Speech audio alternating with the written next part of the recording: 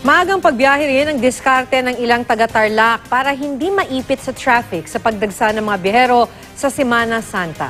Makibalita tayo kay Joan Ponsoy ng RTV Balitang Amianan. Plano raw mag-out-of-town vacation ni Gloria kasama ang kanyang pamangkin ngayong nalalapit na long weekend. May diskarte na raw siya para hindi maipit sa traffic. Agahan ng pag-alis siguro.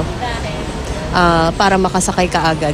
Kasi pag hindi po alis agad, Sigurado malilate ka sa pupuntahan mo. nagpatayo na ng Police Assistance Desk ang Tarlac Police Provincial Office sa mga pangunahing kalsada sa probinsya para magabayan ang mga maagang magbabakasyon sa iba't ibang lugar o probinsya. Sa mga assistance desk, 2 weeks ago pa ito, in-establish na namin to in preparation mga ito sa parating na sumbak natin. Meron kami mga 160 na PADs or Police Assistance Desk na nakadistribute sa mga strategic na lugar.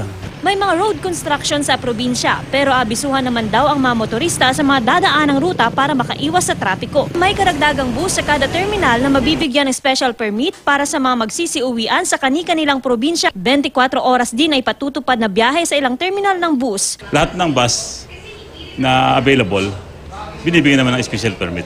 Joan Ponsoy, GMA News.